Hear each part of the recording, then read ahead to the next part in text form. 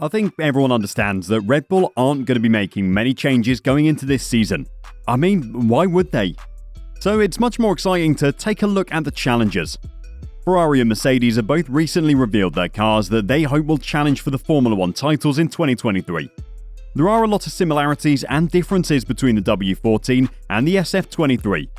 Let's take a look at both cars and the two teams heading into the 2023 season. When both cars were unveiled, the very first thing that was noticeable was that both teams had taken very different approaches to the livery of their cars. Ferrari made some small alterations to their livery that look very good. I mean, come on, the Ferrari livery is always going to be red. Doesn't take a genius to know that. They've made small alterations to the livery, with logistics sponsor Siva now having a black background.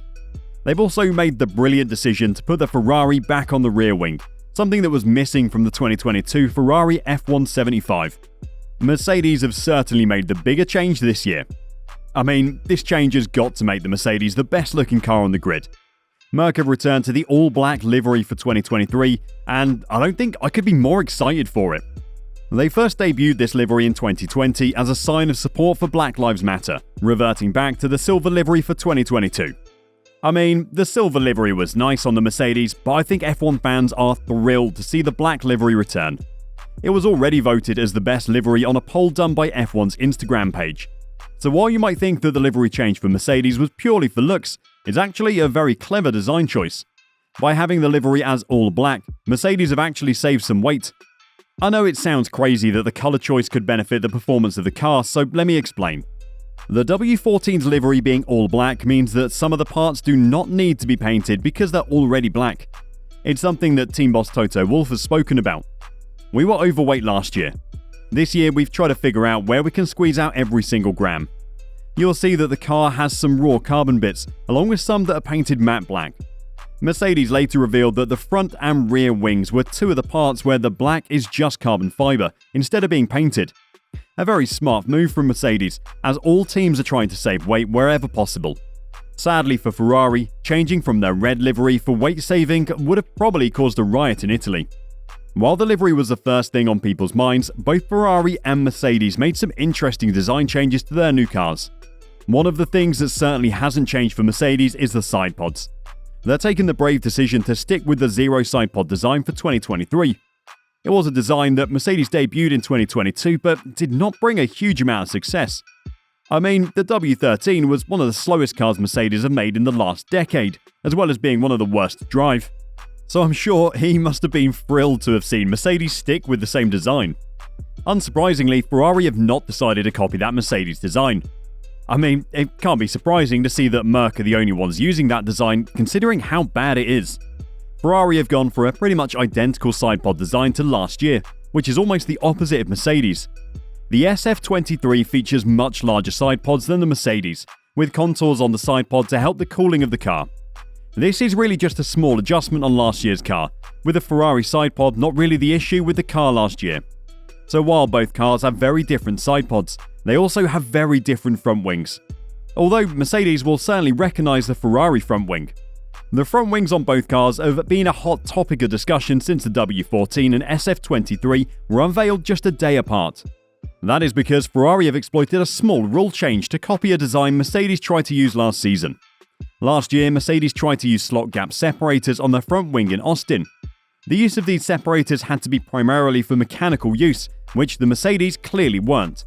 As the FIA felt Mercedes were using these primarily for aerodynamic benefits, they were quickly outlawed. But a very small change in the rulebook has meant Ferrari can run the exact same design this year. The sentence saying the primary use of the separators had to be mechanical has been taken out, which means Ferrari can use the design to give an aerodynamic boost, as long as they show it does also have mechanical benefits. So these separators should push air around the tyres, reducing aerodynamic resistance on straights and helping the Ferrari get even faster. It is a genius move from the Scuderia, but as it was Mercedes' original design, why aren't they also using it? Well, I'm sure it won't take long for Mercedes to go back to using their own design. I mean, if it is faster and now legal, why wouldn't Mercedes use the same design? I'm sure in the next couple of weeks we'll see a few teams using similar designs if it is truly faster. One of the things we cannot see on the cars is the power unit changes. but both teams planned upgrades to their power units over the winter.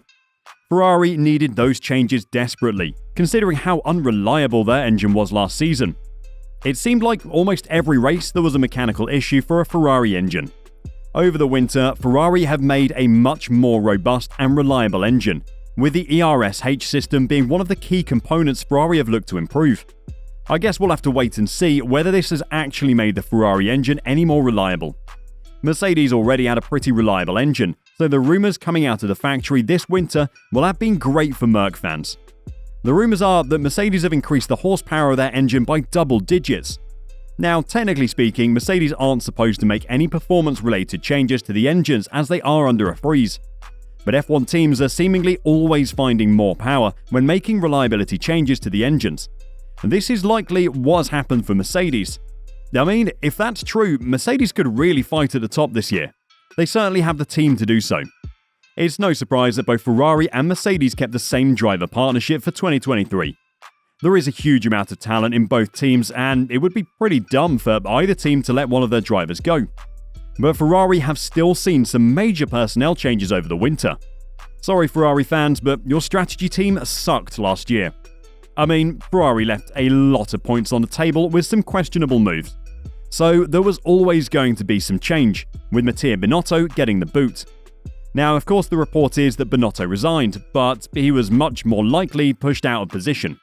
Binotto and Charles Leclerc did not look like the best of friends throughout the season, and poor strategy decisions consistently cost the team points. So there was always going to be change at the top. What Ferrari fans will be pleased to see is that his replacement brings a lot of experience. He's worked at a team principal in F1 almost every year since 2016, most recently spending the last few years with Alfa Romeo. It's a definite shift from Ferrari, as Vasseur is much less technically gifted than Binotto, but works well with drivers and helped to launch Leclerc's career. Vasseur has worked with Lewis Hamilton, Nico Rosberg and Leclerc before, so he seems like a great choice for the man to lead Ferrari to title contention. All four drivers have driven their new cars already, and the early signs are both teams are positive about their changes in 2023.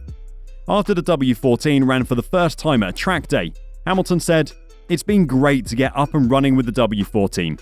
I'm incredibly grateful for all the effort that has gone in.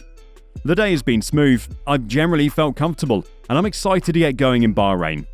I mean, it certainly sounds good, with Russell reiterating how smooth the car is, saying, "The car ran smoothly and we completed all the laps we were permitted to do." The W14 being smooth to drive means it's already very different to the W13. While Mercedes drivers were pretty complimentary about the new car, Charles Leclerc sounded like he was in love with the SF23. After the car's initial run at Fiorano, he said, "It feels good. I mean, the first kilometers with this new project after doing so many kilometers on the simulator, it feels special, so everything went smoothly." His teammate was just as complimentary. Sainz said, "The car feels good, mate. The car feels really good. Drive it, it turns right when you turn right, it brakes when you brake, loads of power, so everything feels good." So the drivers seem to love the cars as well as their chances. Unsurprisingly, the team principals were more reserved with their compliments of the car. Toto Wolff has spoken about the current car being a very good base to build from, saying, "I think there's so much potential still that's within our car, within the concept." Mercedes certainly seem confident. Ferrari boss Fred Vasseur has spoken more about the importance of testing, saying, "Finding the balance right away and not having problems during the test will be the keys to a good start." I mean, it seems like both teams still think they have some work to do to catch Red Bull. So what do you think?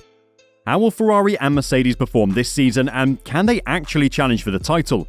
Or are they going to be a step behind Red Bull once again? Why not put your thoughts in the comments down below?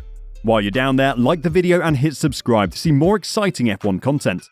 Thank you for watching, and we'll see you next time.